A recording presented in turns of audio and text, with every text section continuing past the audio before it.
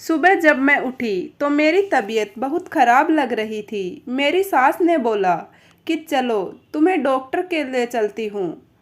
सासू माँ के साथ मैं हॉस्पिटल गई। डॉक्टर ने मेरे कुछ टेस्ट किए और अल्ट्रासाउंड कराने का बोला। मेरी सास ने हामी भर दी। डॉक्टर ने मेरा अल्ट्रासाउंड किया और कुछ टेस्ट किए। फिर मुझे बाहर बैठने का बोल दिया और मेरी सास को अंदर ही रुकने का बोला। शायद वह बड़ी थी, इसलिए उन्होंने उन्हें बाहर नहीं भेजा। मैं काफ़ी देर इंतज़ार करती रही। फिर मेरी सास ने मुझे अंदर बुलाया। मैं अंदर गई तो डॉक्टर कुछ उदास लग रही थी।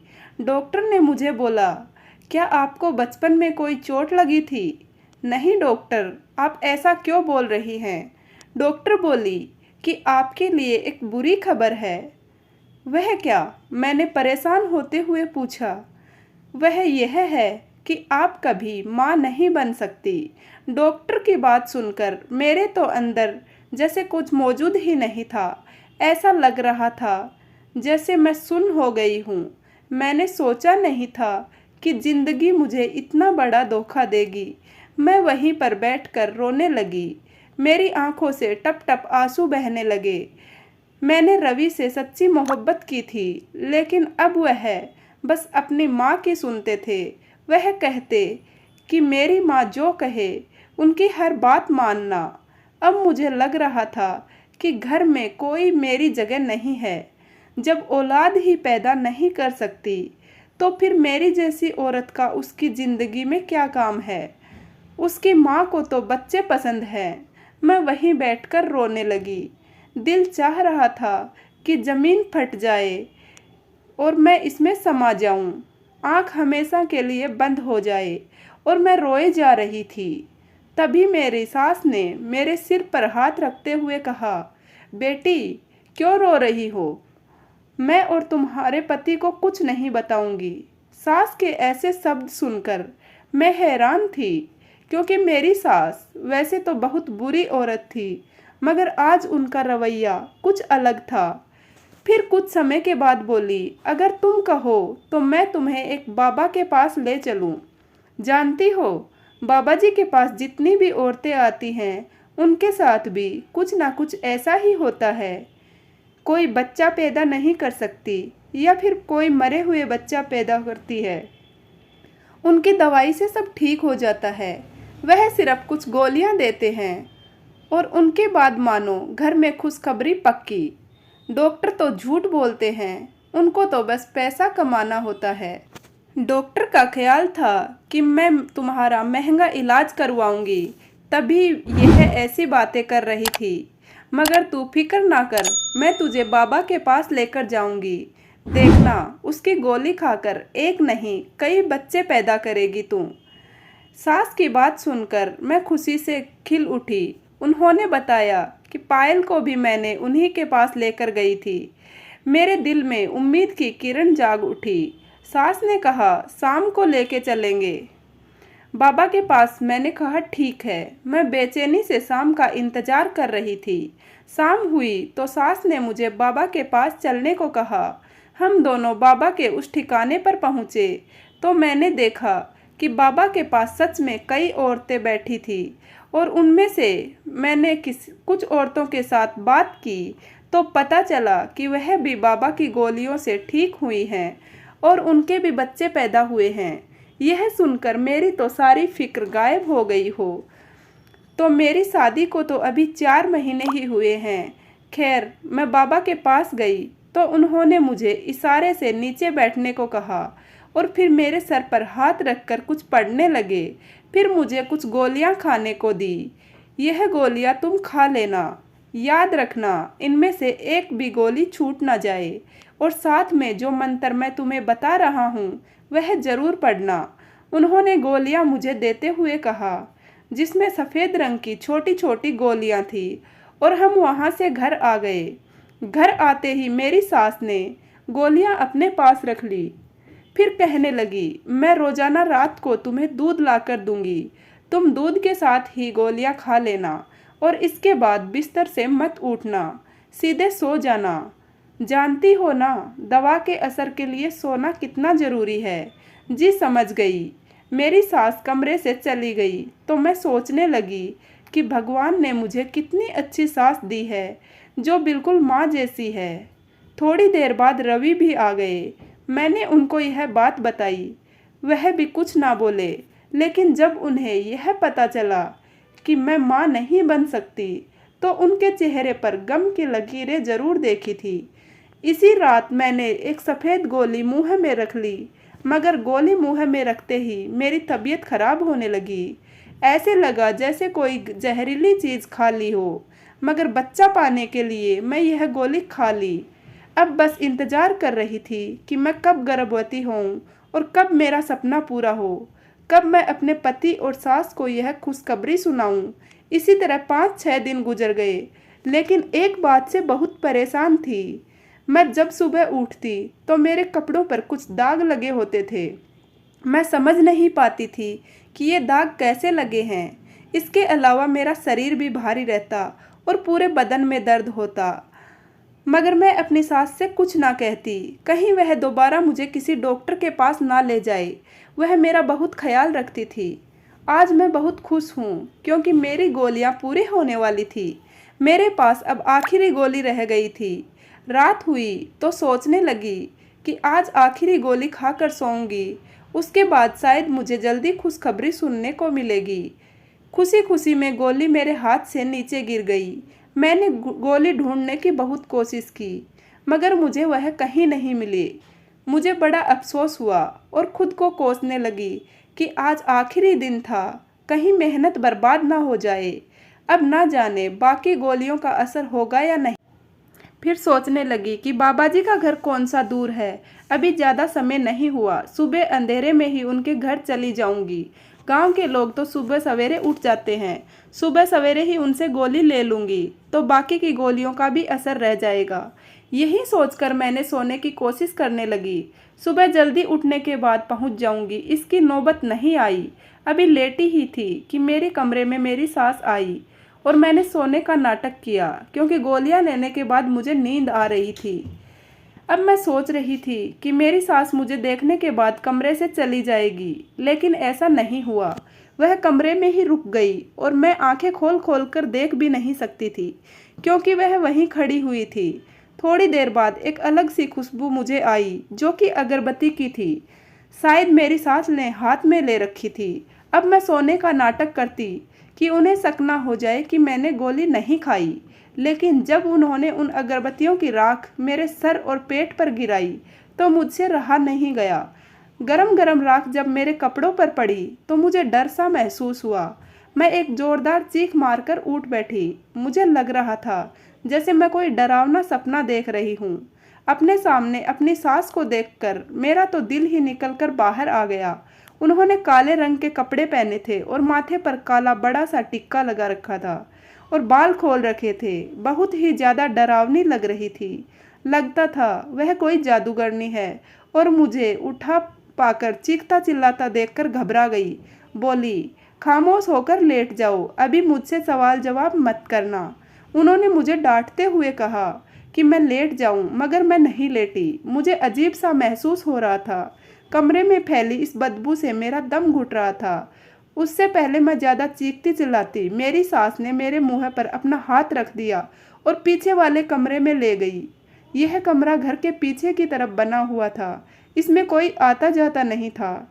उस कमरे में बहुत ही अंधेरा था। अंधेरे को देखकर मैं वैसे भी डर जाती थी।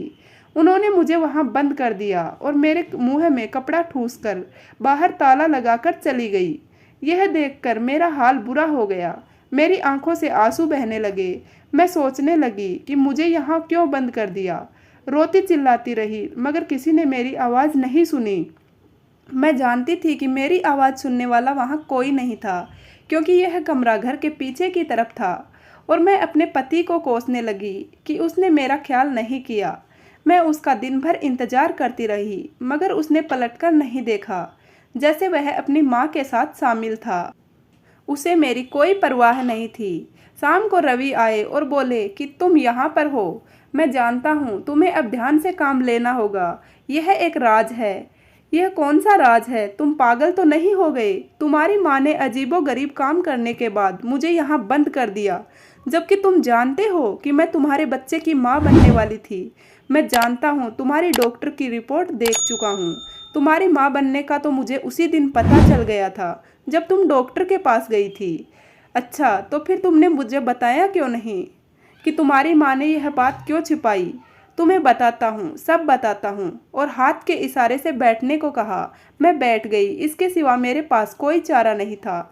मैंने उसकी बात सुनी, मगर मेरा दिल जोरों से धड़क रहा था। मुझे डर लग रहा था। उसके पैरों में पड़ गई और कहने लगी, पहले मुझे यहाँ से निकालो, तुम जो मर्जी कर लेना, मेरा यहाँ दम घुट रहा है। मैं तुम्हारे साथ हूँ। रवि ने कहा, मेरी बात ध्यान से सुनो। मेरी माँ बहुत अच्छी औरत है और बहुत सी औरतें माँ से इलाज करवाने आती हैं।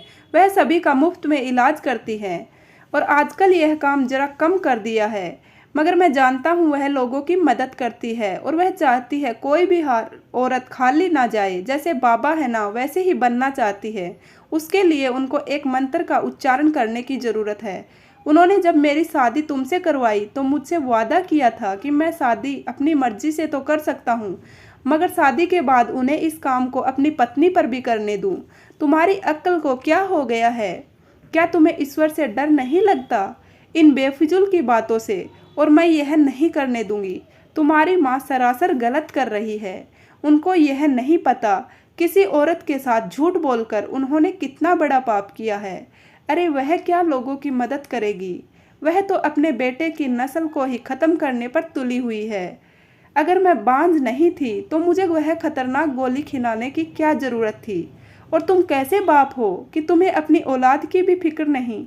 अगर यह बच्चा चला जाए तो तुम्हें कोई अफसोस नहीं होगा? रवि ने कहा, मुझे दुख नहीं होगा।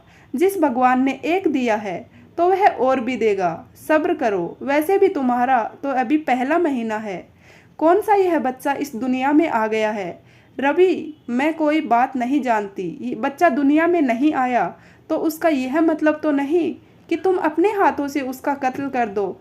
कम से कम तुम्हें तो यह बात समझनी चाहिए कि तुम्हारी माँ जो कर रही है वह गलत है। मैं अपने बच्चे को किसी को हाथ नहीं लगाने दूंगी। तुम्हें जो करना है वह कर लो। तुम्हारी माँ के हाथों का बलि का बकरा नहीं बनूंगी। मैंने गुस्से से कहा। रवि ने मुझे वहीं बंद कर दिया और वह चला गया। रवि की इस हरकत पर मैं तो हैरान रह गई। सोचा नहीं था कि वह मेरे साथ ऐसा भी कर सकता है। 3-4 घंटों बाद वह फिर आया और मुझे वही बात समझाने लगा। बोला, माँ को मंत्रों का उच्चारण करने दो, वह सब लोगों की भलाई के लिए कर रही है। उसके बाद तुम जो चाहो करो, मैं तुम्हारी हर बात मानूंगा, लेकिन भगवान के लिए मुझे माँ के सामने शर्मिंदा मत करो। रवि ने मेरे आगे हाथ जोड़ दिए, मगर औलाद की मोहब्बत औरत के लिए सबसे बढ़कर होती है।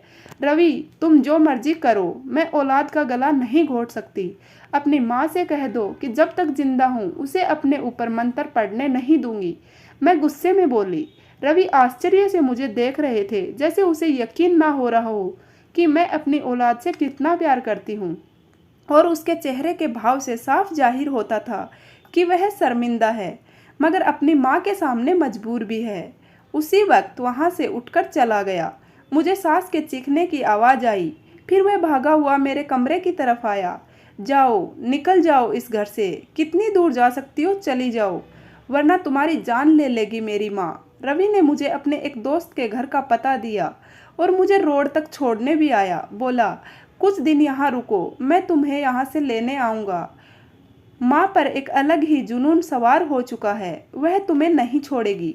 रवि की बात सही थी। सुबह के वक्त मैं अपना थोड़ा सा सामान लेकर अपने साथ घर से चली गई। मैं अपने दिल ही दिल में दुआ कर रही थी कि जहाँ जा रही हूँ उन लोगों का रवैया मेरे साथ अच्छा रहे।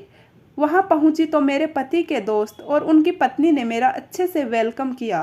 शायद मेरे पति ने उन्हें पहले ही बता दिया था कि मैं आ रही हूँ। उन लोगों के घर मुझे किसी तरह की कोई तकलीफ नहीं हुई। मैं आराम से वहाँ रह रही थी। इस दौरान रवि ने मेरी खबर नहीं ली और मेरी उम्मीद टूटने सी लगी, जैसे वह पलटकर नहीं आएगा। मगर एक दिन मेरे पति मुझे लेने आ गए और मैं खुशी से फूले नहीं समा रही थी। मेरा आखिरी महीना चल रहा था उन दिनों को औरत को पति की ज़रूरत सबसे ज़्यादा होती है। वह उससे अपने सुख दुख सब कहती है, अपनी तकलीफ बताती है। जब रवि घर आए तो उनके चेहरे पर परेशानी थी। बरसों से बीमार लग रहे थे। आते ही मेरे आगे हाथ जोड़ते हुए बोले, मुझे माफ़ कर दो, हमेशा के लिए। मेरी माँ को भी माफ़ कर दो। रवि रोने लगे। आज क्या हुआ है? आप रो क्यों रहे हो? तब रवि ने मुझे बताया कि माँ को उनके किए की सज़ा मिल गई। उनके साथ जो हादसा हुआ उसे उनके होशो हवास बिगड़ गए। उनके मंत्र का उच्चारण पूरा ना होने की वजह से उनका दिमाग खराब हो गया और वह पागल हो गई हैं। अजीबोगरीब बातें करती हैं तो लोग उन्हें देख देख कर हंसते हैं और वह जिंदगी और मौत के बीच जूझ रही है। रवि की बातों ने मुझे भी परेशान कर दिया। अपने पति की बातें सुनकर अपनी सास को भी माफ़ कर दिया। जिंदगी के आखिरी दिनों में मैंने उनकी बहुत मदद की। वह मुझसे बार बार माफ़ी मांगती थी, मगर उन्होंने ना जाने किस किस का दिल दुखाया था। उनकी मौत बहुत तकलीफ देह हुई। मौत के वक्त ऐसा लग रहा था जैसे उनकी जान किसी चीज़ में अटकी हुई थी। इस स्थिति को देखकर मुझे एक सबक मिला कि मैंने दिल में पक्का इरादा कर लिया कि मैं जिंदगी में कभी भूलकर भी किसी इंसान का दिल नहीं दुखाऊंगी और ना ही किसी भी तरह के अंधविश्वास के चक्कर में पड़ूंगी। चाहे जिंदगी में मायूसी के बादल छाए हों, मगर मैं कभी भी उस ईश्वर से उम्मीद लगाना नहीं छोड़ूंगी। उम्मीद करती हूँ ये कहानी आपको पसंद आई होगी। कहानी के बारे में आपकी क्या राय है कमेंट करके ज़रूर बताना। अगर कहानी पसंद आई हो तो वीडियो को लाइक करें और चैनल को सब्सक्राइब करें। पूरा वीडियो देखने के लिए आपका बहुत बहुत धन्यवाद।